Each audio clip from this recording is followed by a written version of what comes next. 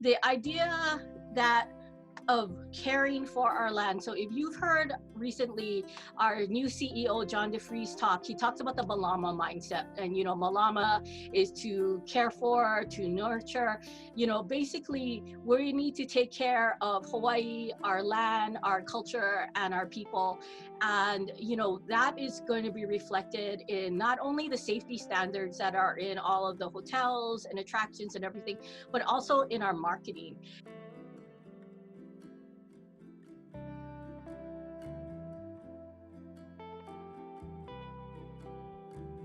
Aloha and good afternoon, everyone. I'm Colin Moore, the Director of the Public Policy Center here at UH Manoa, and I'm proud to be part of this exciting collaboration between UH and the Hawaii Book and Music Festival. Today, we're going to talk a little bit about tourism, what kind of tourism we want, how we can remake tourism after this horrible pandemic is over. And we have 4 distinguished guests who know a ton about tourism today. Jennifer Chun, the Director of Tourism Research at the Hawaii Tourism Authority, Daniel Naho'opi'i, the Executive Vice President of SMS Research, who has a long career in analyzing the tourism industry. Peter Shaindlin, the Chief Operating Officer of the Halekulani Corporation, and Ramsay Taum, the President of the Life Enhancement Institute of the Pacific, and the Cultural Sustainability Planner at PBR Hawaii and Associates. And so the way this is going to work today is I'm going to have a short conversation of about 10 minutes with each panelist. And then after that, we'll all move into the Zoom room together and you'll have a chance to get your questions addressed. So I'm going to start today with Daniel. Thanks for being here with us. I really appreciate it. And I was wondering if you could just give folks some background. I mean, people who might not know a whole lot about tourism in Hawaii, what are the basic costs and benefits of tourism? What are the trade-offs? How should they be thinking about this industry? Okay, why don't I kind of frame tourism in terms of, the basic economic numbers first that we always talk about. So in 2019, which is the last full year of data that we have, we hit about 10.4 million visitors, which was up about 5%. And on any given day, there were about 246,000 visitors here in the state of Hawaii, which makes up about 16% of the general population on any given day. That's statewide, but some islands like Maui, it can get up to about 30% of the people there on the island are visitors. And for those who don't know, our main market is the US, both the US West and US East, which makes up about 2/3 of all visitor arrivals and about 75% of the traffic. Our other markets are Canada, Japan, and Australia, New Zealand. So kind of in that order. And when you talk about visitors, I want to say, in terms of the benefits, we all know tourism brings in dollars into the state as an export industry. If you combine what visitors spend, what airlines are doing, and what cruise lines are doing, we come up to about $20.5 billion worth of income into the state, which works out to about 1.9 billion in terms of state tax revenue generated every year. So it's quite a contribution to the GDP. And other benefits, you can say that visitors provide a cultural exchange, civic involvement, and kind of a pride in for residents when they're working with visitors. You meet other people, you see other ideas and concepts that are working through. It also provides supplemental revenue for nonprofits and community organizations, through a lot of the festivals that are supported through the visitor industry and attendance at those festivals and events. And then also, it provides, you go into infrastructure. Did you know that there's about 1.5 million residents, local residents, who are traveling back and forth between here and, say, the US continent? And it's about 13% of all the total arrivals that are going back and forth. So having those air service, air transportation adds to the benefits that wouldn't be there.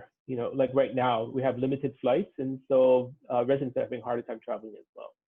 But there are costs.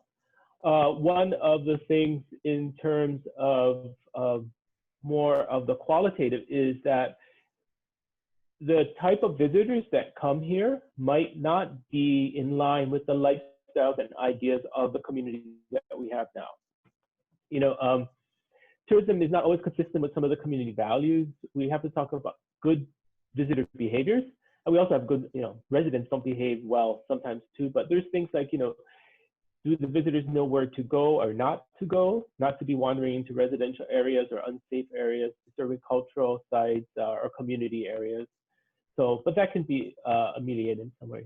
Also, if we push too hard on some of the unique products and cultural values that we have here, or attributes that we have here, it can move it to the wrong side. And then tourism becomes, or cultural products become more of a commodity, which then becomes inauthentic because it's being, you're creating product or cultural activities, presentations just to sell to visitors. And that definitely is not correct.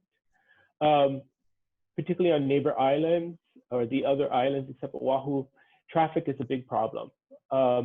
Visitors are moving back and forth from the resort area to the hotel, to the airport and back. They might not need the car all the time, but they're using it quite often. And that is the number one problem that is mentioned by residents on the other islands, is traffic. Another issue is the linkage between tourism and real estate is a kind of a ancillary problem. And that is, you know, we have done such a good job at promoting ourselves as a visitor destination that people want to come often. And as they become repeat visitors, they decide to then invest in Hawaii and buy a place, which then raises the price up because more money is being flowing into buying houses, second homes, vacation homes, which then bumps the price up for the local residents to find housing themselves. So there needs to be some balance in that. Let's see what else. Tourism itself, it's not always a perfect industry. There's seasonality and risk. So seasonality means, you know, you cannot change how people travel, especially like in California, there's school seasons, there's holiday seasons where people are going to travel more.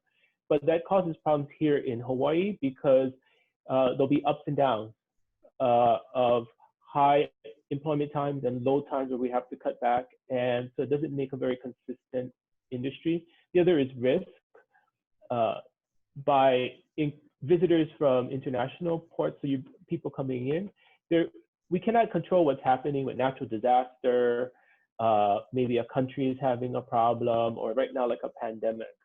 So you introduce a lot of risk in this industry that you wouldn't have in some other thing like a manufacturing or something like that. Sure.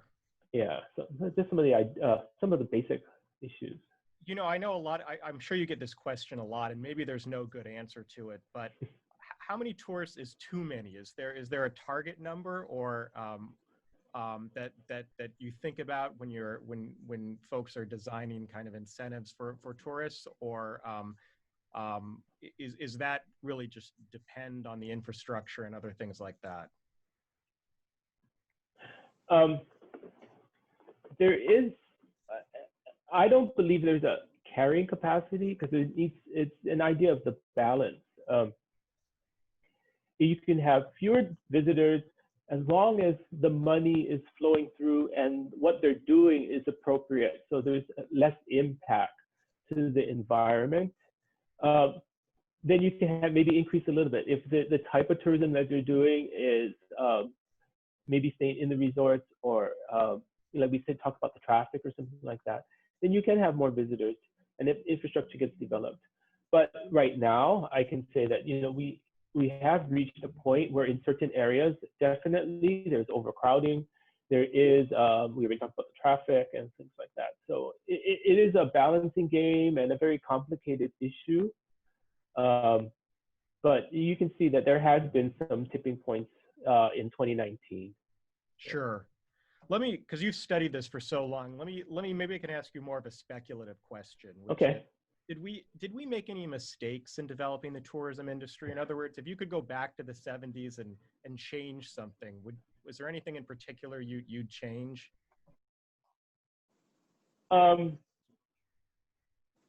There have, I wouldn't say there are any problem areas. There's some issues, I think, if you look at how we rapidly developed, particularly I would say more on the other islands, without putting in the infrastructure that was needed, or making sure, let's say traffic is a good one. You know, maybe we should have looked at it holistically as a whole island. So maybe there should have been a shuttle system to move visitors around to alleviate some of the traffic and travel issues as they get to the resorts or something like that. Maybe we should have developed more types of product. One of the things that we have been slow in doing is continuing to develop new product that appeals to repeat visitors. So you know, we're very good at first time, and you know,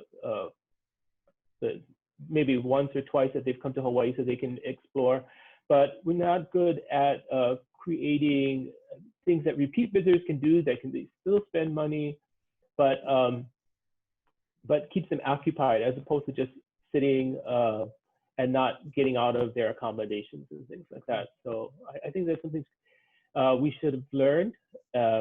Also, you know, as you learn from something from the Japanese market, that's our first international market, we should continue to apply that to our Chinese market and our Korean market, about making sure we have the translation, the skilled workers at all different points. Yeah. Sure. Great. Thank you, Daniel. We'll come back to you in the question and answer part of this, but I'm going to turn now to Jennifer from HTA, and I'll start out with this pretty basic question, which is, you know, what has HTA been doing in response to the COVID crisis? Okay, hi, aloha. Thanks, Colin, for that question. So one of the things that people are not always aware of is HTA's role within the Hawaii emergency management system. And so, you know, since the start of the pandemic, HTA has been working with Hawaii Emergency Management, General Hara, the governor, lieutenant governor, the counties and legislators and other agencies to address issues. And as Daniel mentioned, you know, at any given day, there's like 250,000 visitors across the state, and HTA is responsible for those visitors in times of crisis. So one of the things that we immediately did is that, knowing that with the 14-day quarantine, flights were going to be start to cut back very quickly, you know, working with our hotel partners to make sure that, you know, visitors were aware of what's happening, and if they wanted to leave, they needed to be able to leave, because there are some locations, like for example with American Samoa, where you know, they're cut off entirely. So working with those people to make sure that they can get back to their homes. So that was very important. Another thing that everybody knows that HTA does is we do branding and marketing, and we immediately cut off our marketing messages. You know, marketing is something that gets planned for a while, and there were some travel trade publications that were planning to run stories about, look how great Hawaii is and everything, and we work with them to say, stop, you know, please don't promote Hawaii right now, because we have this 14-day quarantine. We need to keep our people safe. And we immediately pivoted all of our marketing partners to talk about education versus you know, promotion of Hawaii, and letting people know what was going on. Another big thing is that from a visitor stats standpoint, we normally report every month, every year, annually, but Haima thought that it was really important for us to immediately let hotels know who's coming to their property and let the counties know who's coming to their counties. And so we actually set up Daniel Naho'opi'i and his team to move from their scanning center to the airport. So there was a scanning center that worked 7 days a week at H&L, and as soon as the flights were came in, the forms, the ag forms came into them, they scanned them, they sent the data to me, and I pushed them out to the counties. And we also established a call center. So employees from HTA, HVCB, Department of Transportation, Hawaii Tourism Japan, we all called all of the visitors coming into the state, all the returning residents, and all the people who said they were intended residents, you know, just to check on them for quarantine purposes. And so that was a huge effort that maybe a lot of people weren't aware of. And that was 7 days a week. And, you know, that was a lot. And one of the other things that we did was, you know, there were hotlines, and we launched some additional research publications. So if you go to our website, we have some additional things. We have a daily briefer, which includes information about the daily visitors and actually all passengers, including airline crew and military coming in. It has a outlook for travel agency bookings and also the status of travel agency cancellations and bookings. We also have weekly hotel performance reports there. We also started a destination trend index, and you know, we also posted a U.S. social listening page, and we also changed for some of the research that we had ongoing. So right now, our resident sentiment survey is in the field right now, and we are asking some questions regarding COVID-19 pandemic. So you know, there's a lot that HTA was doing that are not as obvious, because you know, we're not necessarily doing press conferences about this kind of stuff. What can you share any of the results from that survey, or what are the anxieties around tourism right now?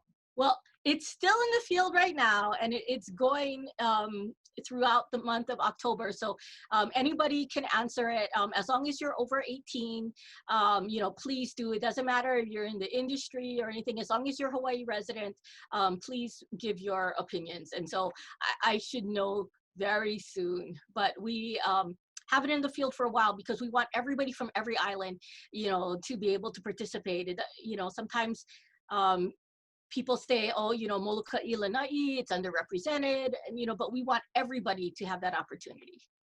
Great, great. You know, the HTA's latest tourism strategic plan, which actually was adopted before the pandemic, called for the state to focus less on the number of visitors and more on attracting sort of high spending but low impact visitors. How has the pandemic complicated that, and how is HTA still thinking about moving forward with that pre-pandemic plan? So, you know, we worked on our strategic plan for a while, and as you said, it got adopted prior to the pandemic, and our core values actually have not changed, you know, about natural resources, Hawaiian culture, community, and branding. These 4 core values have not changed. What has changed with the pandemic is the idea of, you know, that message, you know, what Daniel was saying about people, you know, going to places that maybe they shouldn't have gone, you know, what social media makes things look really attractive, you know, with the advent of, you know, this real estate that Daniel was talking about, people are renting out in illegal vacation rentals. And so that's like one of those things. So, you know, the idea that of caring for our land. So if you've heard recently our new CEO, John DeFries talk, he talks about the Malama mindset. And, you know, Malama is to care for, to nurture, you know, basically we need to take care of Hawaii, our land, our culture, and our people. And, you know, that is going to be reflected in not only the safety standards that are in all of the hotels and attractions and everything, but also in our marketing. And so one of the things that HTA has been criticized for before is like really not talking to the community, but we are really putting community first, and that was already in our strategic plan.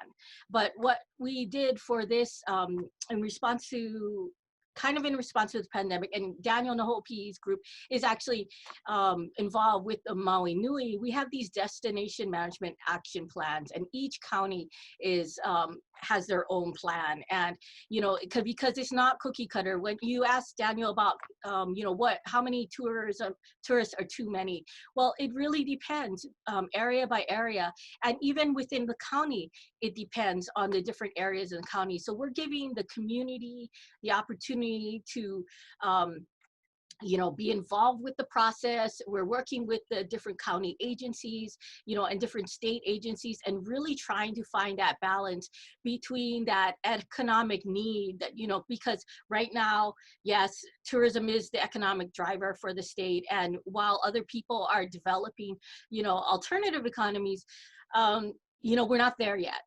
One day we will be, but what, not yet. And so we really need to understand county by county, each how it balances for them, because what Kauai wants might not be the same thing that Molokai wants, or the island of Hawaii. So we need to just balance everything out for each area.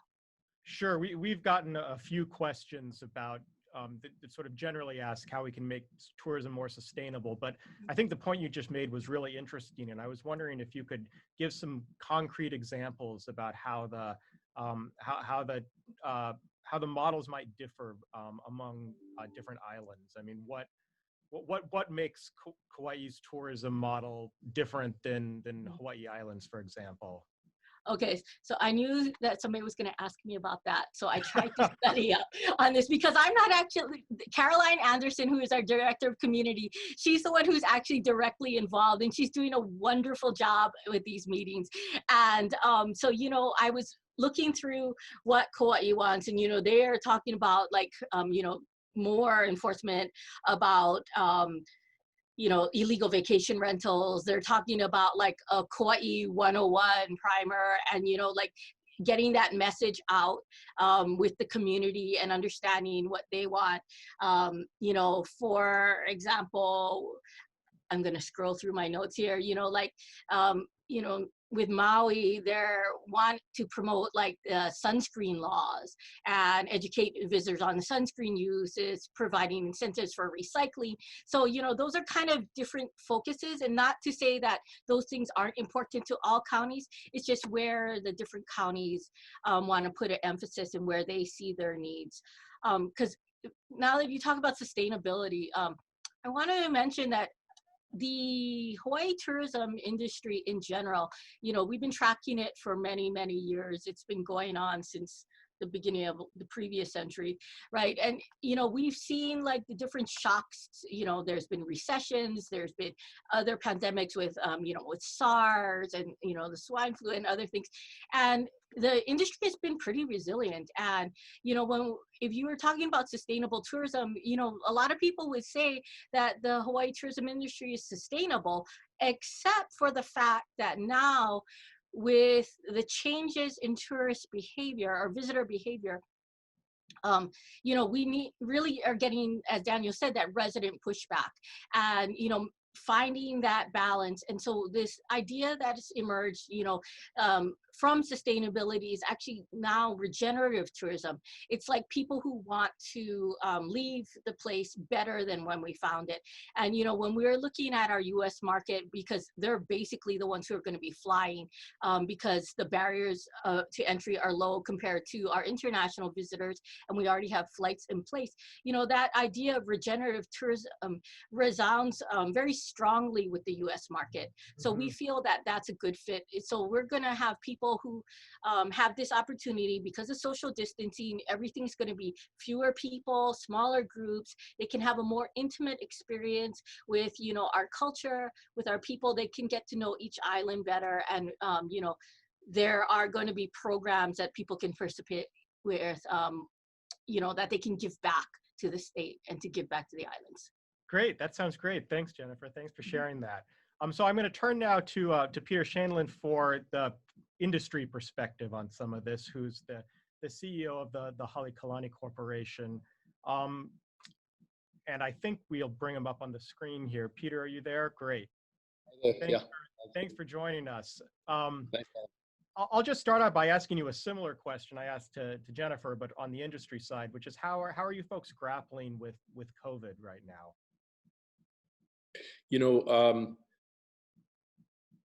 For us, we're in a little bit of a unique situation, and a particularly fortunate one comparatively, from a long-term standpoint, is that we were in the midst of planning an extensive critical renovation of Halekulani and had just renovated and launched Halapuna when COVID hit. And so much of it is infrastructure, you know, end of life cycle equipment, you know, plumbing, sewage, boilers, things like that. We call them boring but important. You know, they've got to get replaced for functionality and guest safety and staff safety. So when that happened, we looked at it and thought, my gosh, we're in the middle of the lowest demand period in history. There's no business we can't open. No one's opening anyway right now. Let's just jump on the renovation, because if I didn't, then we would have to close a second time within another year or two at the most, which for the employees would be the worst possible situation, even worse than now, as bad as it is for them right now. So our coping is manifested in planning right now. But we, like everyone else, are monitoring the market closely. Halapuna will open first, and we're trying to figure out exactly what month that is, depending on how the reopening of tourism that's kicking in this week unfolds. What are, I guess, what are some challenges in for bringing tourists back to Hawaii, and not just specifically for the Halekulani, but how you think the industry as a whole, and maybe the hotel and Waikiki based industry in particular, is going to confront that challenge? Right. So I think that a couple of things, and there have been so many interesting comments so far in the panel before me that I want to sort of see if I can integrate, Sure. because they had some fantastic points and great information. The first one is that Hawaii, one of the many great things about this destination is safety. It is considered a very safe place. So historically, until 2020 at least, the United States has enjoyed unparalleled, consistent reputation as perhaps one of the safest countries on earth for tourism as well as living in general, as we all know. This too shall pass eventually, coronavirus, as tragic as it is, and we'll all move on and learn from it, as we already are. I think that one of the hallmarks of Hawaiian tourism, beyond the beauty and the culture itself, is also this quote unquote general safety factor. So right now that's compromised, as it is around the world. And I think one thing is authentic reassurance, meaning genuine fact-based reassurance to tourists that when they come here, it'll be a safe environment. And therefore, I thought that the most recent plan that we're in the midst of, the 4-tier program for Hawaii, that the state government launched recently, is a smart plan, because it's obviously self-regulated, that you can only move from one tier to another within a period of a minimum of 4 weeks. And what they did, as hard as that is on business and all of us as employees throughout the state at all levels, is that it takes a very cautious, thoughtful, regulated approach. And I believe, and we believe at Halekulani Corporation, this is intelligent in terms of an approach, because if you simply look to learn the lessons of the mainland cities that reopened too quickly with uncontrolled regulation, they're simply spiraling backwards. And finally, on a macro level, as we all know, this month in Europe, it's almost catastrophic. They all opened up very rapidly, and unfortunately, as they head into winter, Italy, Spain, England in particular, and France Paris is in almost a total lockdown as of this week. So I think that Hawaii now is on a good, intelligent course, and safety is the core theme there. That's good. It's good to hear you're optimistic. I've heard more pessimistic statements from some other folks, so that's encouraging. Well, maybe I'll take this opportunity to ask you the sustainability question too. How on the industry side do you think about more sustainable tourism or different models for tourism? Or, maybe is that even the industry's role, or is this the role of the state to regulate the industry, and the industry just to try to maximize profit? Right. So this is the thing is with tourism, if I may, is touch on tourism very briefly. I know time's limited. And then also, if I may touch on this notion of over-tourism for us and in general. We're one more group with another opinion, right? But let me share it if I may. Yeah, we believe that in all of these situations, it's a question of stakeholders. Back to your original question about COVID-19, our first stakeholder group we looked at was not the guests. We're closed. There are no guests. It's the employees. How we have a responsibility to them to create an environment within the workplace that's safe enough that they can feel comfortable and excited eventually about coming back into. Many hotel companies jumped out and they started telling the world, big box brands in particular, with all respect, that they started naming their guest programs, this safe, this clean. And that's fine. We understand the intention and it's important. And some of them have done brilliant jobs with these programs already and are open.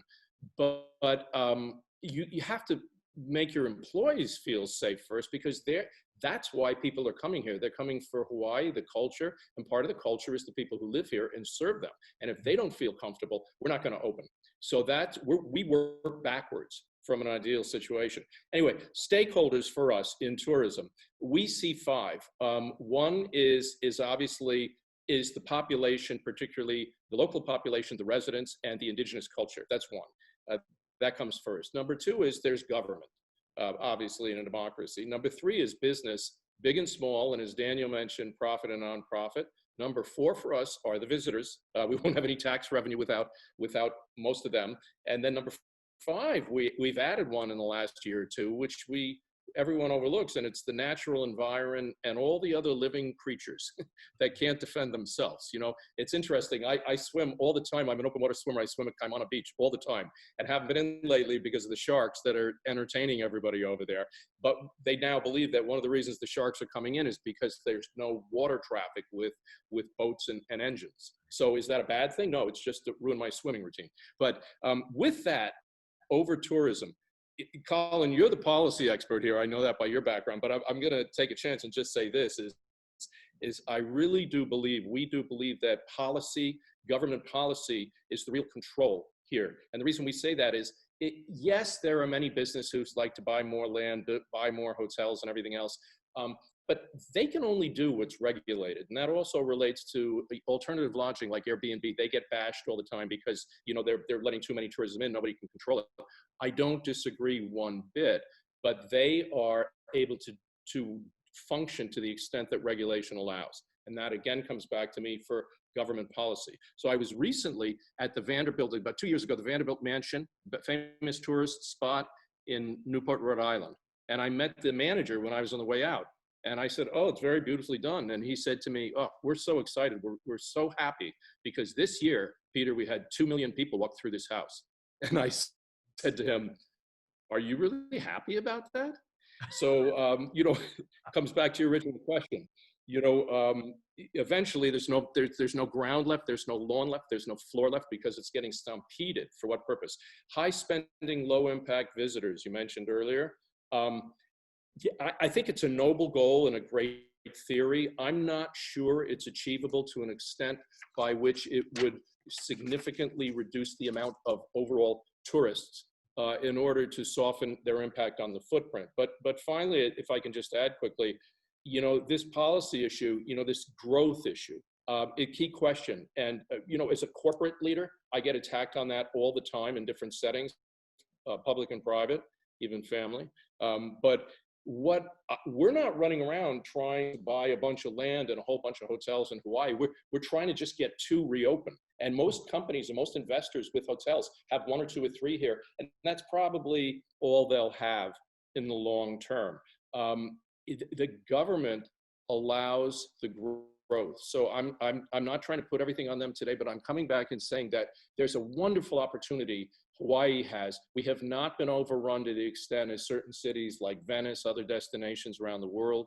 And we can do something. I think the opportunity lays in new, modernized, very innovative policy. And I'll finish just by saying that I think the way to do that is what you call wind tunnel scenarios. You say, here's where we'd like to be in 10 years. How do we get there? But the way to do that, they've got to go back and include all those stakeholders, particularly at a local residential level, to be inclusive, to let those people help them develop the solutions as a coalition versus a government ruling by rule of law only. So we think it's a long-term fix. There's nothing quick.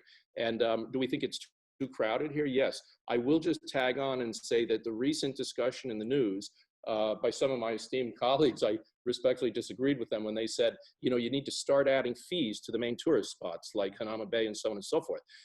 That'll slow them down. My theory is just pure logic. No, it won't. Because if I come here for a vacation once in a lifetime, first time or repeat, whatever, and I want to go to Hanauma Bay, if it's free, I'm going. If it's $10 a person, I'm going. So that's human nature. So I do not believe that type of regulation addresses the cause.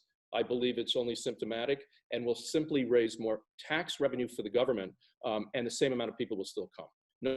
Nobody's going to say, I'm not going to Hawaii, Hanauma Bay is $10. Right. That's our thinking. So Sounds that's where good. we Thanks, are. Peter. We'll come back to you in the Q&A. I'm going to turn now to Thank you. Ramsay Taum for his perspective on some of these issues. And I'll just give him a second to bring his screen up. Hi, Ramsay. Thanks for joining us this afternoon. I appreciate it. Sure thing, Colin. Thanks for having me. Of course. So I'll ask you, just start with a big question, and then we can get into some of the specifics, which is you've heard from some of the industry experts and HTA and Daniel, who's spent years analyzing this industry. What are some other ways we can think about tourism or alternative tourism models? How when you think about tourism in Hawaii, do you think about it? No, thanks, Colin. I think the operating word is think. And from what perspective are we doing our thinking? If anything, one of the things that we've been perpetuating, or at least working on, is recognizing that the conversation we're having, this discussion, is still being framed by a continental lens and not necessarily an island lens. And what I mean by that is that these are practices that have been really brought in and imposed in Hawaii and any destination. What would have happened, or what could happen, if tourism actually started from the hospitality perspective of the people first? We know that people in Hawaii are hospitable. It's part of our culture. It's always been that way. So what would have happened if, rather than a Hilton or a brand from somewhere else came in and said, this is how we're going to do it, what would the community have done to develop the hospitality industry that we call today? Would we have put up these large towers? Would we have done the types of programming, or would we have done something differently? How we think about this is based on the value sets that are also providing the response. And I think the metric of success right now is still being driven by an old context. We're in a completely new context. The content that got us here may not be relevant in the new context in which we're operating from. So I think to think about this differently requires us to really reframe how we're looking at this. Rather than the discoverers, explorers world, which is really kind of how we evolved into who we are, how do we go from the host communities world and begin to shift? How would we like to share this place with others? Not just how they want to be treated, but how do we as a community want to be treated? I think by doing that first, we begin to find different solutions, different opportunities. So I think that's a significant shift in the way we respond. And I say respond rather than react. Sure. Could you give some specific examples of how it might look a little differently if we shifted to that perspective? Yeah, I mean, think about the community, or the relationship of a community to its place. We're calling this place-based. You had a question earlier about what's the difference between Kauai and Maui, if you say. I don't know that it's much different than North Carolina, not North Carolina, but North California and South California, right? You have the vineyards, and that's one thing, and then you have Hollywood. California is not all Hollywood any more than it is all vineyards. So why does Hawaii become all Waikiki, right? So place-based, cultural-based, resource-based, which is much more authentic, because you're looking at what I call natural time, natural space. But much of our experience today is created on artificial time and artificial space. Good example, Peter was just talking about the sharks down on the beach in Waikiki. Well, believe it or not, sharks have been coming to Hawaii for millennia, right? And interesting, they come around this time of year. This time of year on the Hawaiian calendar is what we call Ikua. Ikua is a time of thunder and lightning. It's a loud voice. But when you look at that time, that's when we have cleansing. The rains, the lightning, the showers, they wash all of the stuff that died and fell during the fall and summer. And where does that go? It goes to the ocean. Well, while the land is cleaning itself, who's cleaning the ocean, right? And so sharks have been coming to our coastlines for all this time because they know it's free food. Everybody wants free food, right? And so they're coming there and said, hey, if we go by this stream, there's going to be a bunch of mangoes, all these mountain apples, and there might be an animal or a pig there too.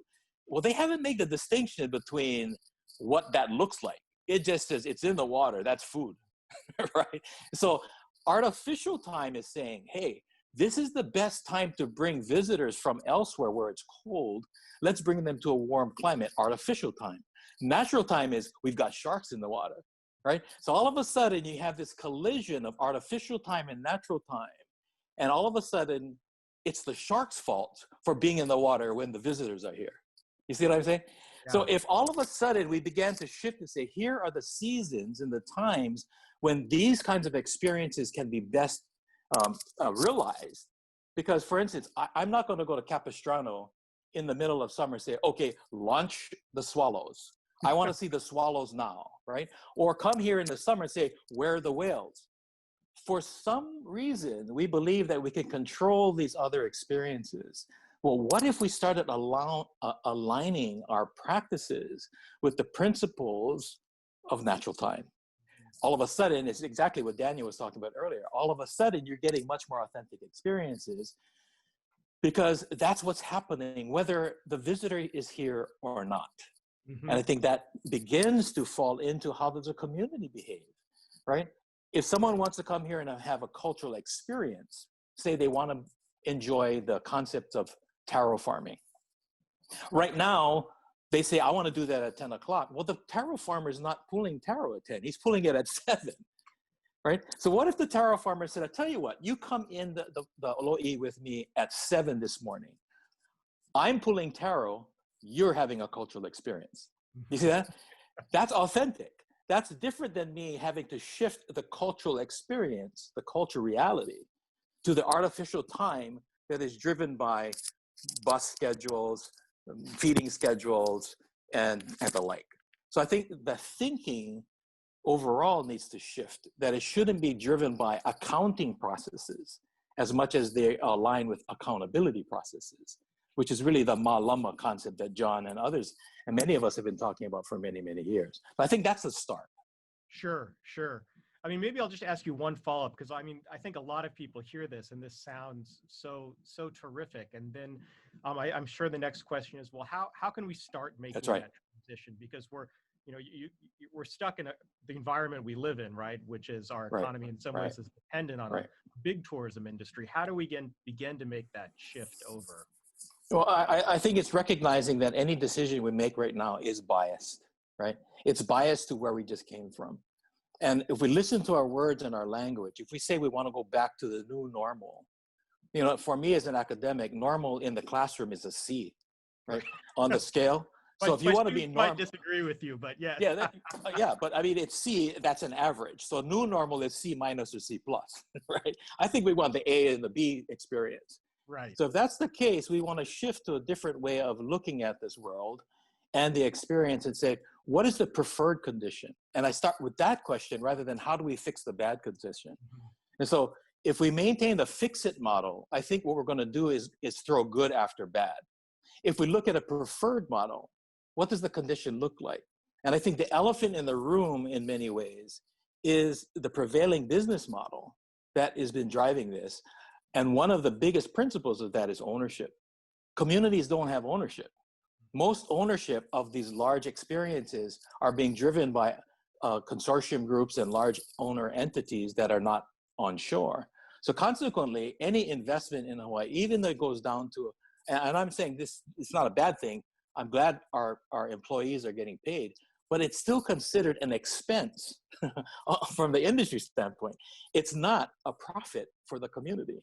So I think one of the things we've got to look at is how do we begin to look at equity, right, for communities so that there is a sense of ownership and not just servant. Mm-hmm. As long as we call it the service industry, I think there's a tendency to keep treating communities as well as the environment as servants to a process that basically pays people elsewhere. Now, that's not to say that we don't have methods of trying to treat our employees and our staffs better, but right now they don't have any ownership.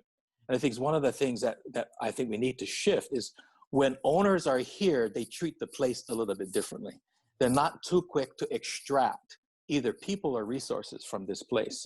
And I'm not saying everyone's like that. That just happens to be a model, right? It's not an indictment as much as it's an observation.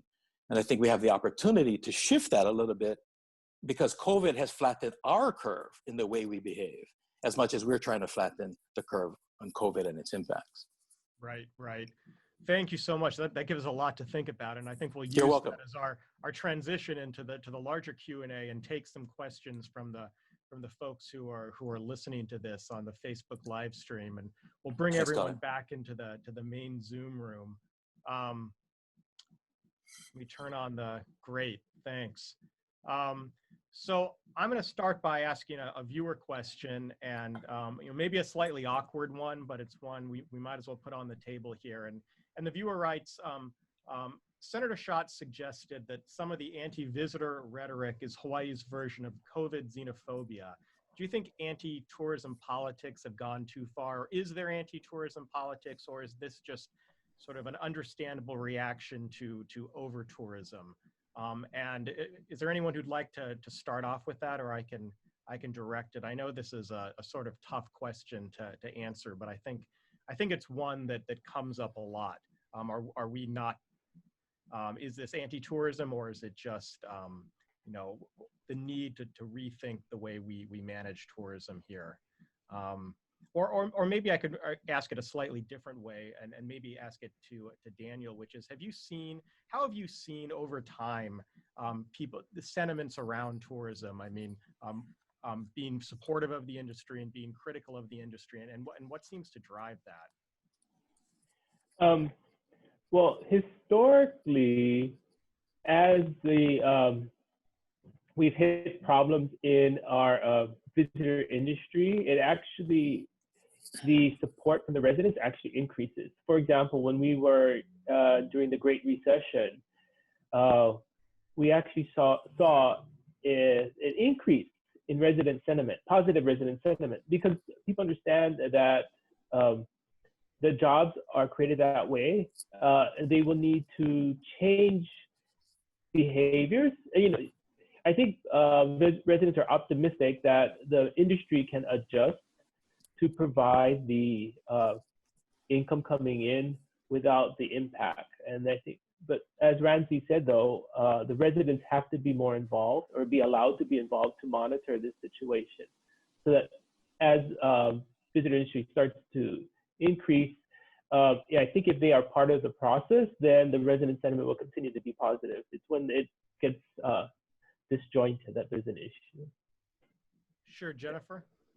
Okay, so I guess going back to the original question about the anti-tourism and COVID and things like that, we were talking about earlier, Daniel mentioned about how many visitors there are, and it's very easy to blame visitors for our problems, especially with COVID. I remember we were like, oh my gosh, that guy from Japan had COVID and he went to Maui and then he came to Oahu, and people were all worried about that. And then every single case, they're worried about the cruise ships and everything like that. But, once the governor had the stay-at-home order and we had the 14-day quarantine, we kind of saw that a lot of these COVID issues were really about us.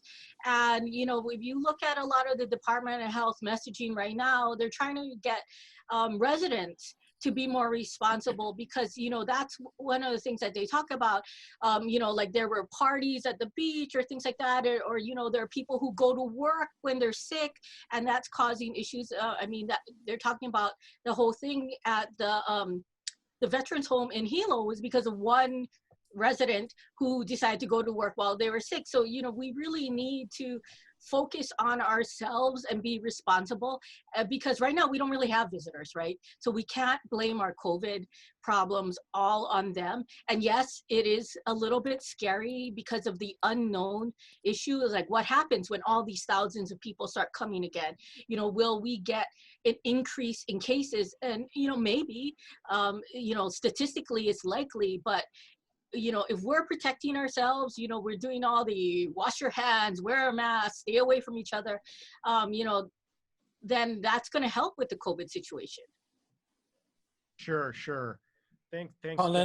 Colin, if I may, there's another way. Go ahead. There may be another way. We've heard on the national political scene this notion of America first, right? And yet, if a community like Hawaii says, well, how about Hawaii first? Why is there a difference? Right, we're saying on a national level, we want to look at being able to take care of ourselves within our boundaries. Shouldn't that also then be extended to the communities that make up that nation that we call America, right? And if Hawaii is going to be a part of that, or continues to be a part of that, then I think we need to acknowledge that how do you take care of your first? In fact, on an airline, right? This may be an example that's used in ad nauseum, but it says, if something happens, put your mask on first before you put it on the next guy, right? At some point in time, we have to be whole enough to help others be whole when they come. And if we're always in this fix-it mode, then how can we create that? And to Daniel's point, how does the visitor feel empowered if the host doesn't feel empowered, right? So we begin to see the shift in satisfaction reports when the host isn't happy. Well, oddly enough, the guest isn't going to be happy, right? So I think there needs to be that balance. And I would actually borrow from John, who's talked about the glass being half full, half empty. This question is one of those. And the perspective would be, are you pouring or are you drinking? It depends on what side of the perspective you're looking at. And I don't think that this is a unique situation, that this anti-tourism sentiment is really one of love-hate relationship of all places where tourism has become something that has overcome these communities. So it's not a Hawaii thing, and it's not a Hawaiian thing, as much as it is a relationship between an industry and the places that host those industries. So I wouldn't put that moniker on this community as that being an anti-tourism thing. There is a love-hate relationship between tourism and communities almost anywhere you go. I like that perspective. I think that's important.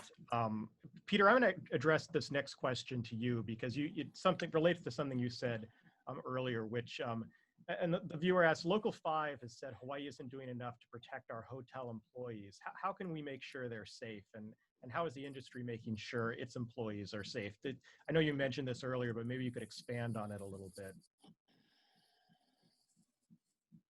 Yeah, so obviously any organized labor group in any industry, one of their primary tenets and self-appointed charters, so to speak, is their chartership is at the core, is to look out for the safety and well-being of their employees. And this is going all the way back to the Industrial Revolution, where it started with safety and child labor. And so much has changed as of today. I think that I have a general reaction, which is that the more vocal, again, I'm going back to all the stakeholders, and that's another stakeholder group, and it's a big one and an important one. The more all stakeholders get involved proactively and reach to set standards that they think are good not only for their own membership, but in turn for the people who will visit, that's a good thing. And I think that it comes back to Ramsay's previous point. He hit on the head is, you get people perceptions, reality, and if people feel that they are not being heard, that people are not listening to them, that's when the trouble starts. It doesn't mean that the parties are going to agree on such a core issue over tourism. You love tourists, you hate tourists. But if there's a dialogue, there's really hope for the future. So we think that those demands are constructively intended. And at the same time, it's a little bit of a broad brush situation, I think, because you have so many different hotels and brands that are doing different levels and types of programs, that I don't think it's practical to set necessarily one standard for all hotels, either locally or around the world. But having said that, it's important they be held high, because just this week I did read of some significant reputable brands across the United States and Europe who have had guests writing in on TripAdvisor and other programs saying they were surprised and disappointed that what was being advertised as their new COVID practices wasn't met. So this is a life and death issue, and it has to be taken very seriously. Sure. Thanks for that. Right. I'm going to paraphrase. I should full disclaimer there that our hotels are not union hotels. Thanks. But Peter. I feel that way anyway. I'm going to paraphrase a group of questions we've got about sort of the practicalities of moving to a more low impact, high dollar, eco-friendly tourism industry here in Hawaii. And I guess I'll ask it this way, which is there some place that is doing it right? Is there some place in the world where you look at it and you think they've got it figured out? I would love to see Hawaii look a little more like what they're doing here. Is there any place that comes to mind, or sort of an aspirational model that you've encountered? Because all of you have thought so deeply about this and been to a lot of different examples of tourism-based economies?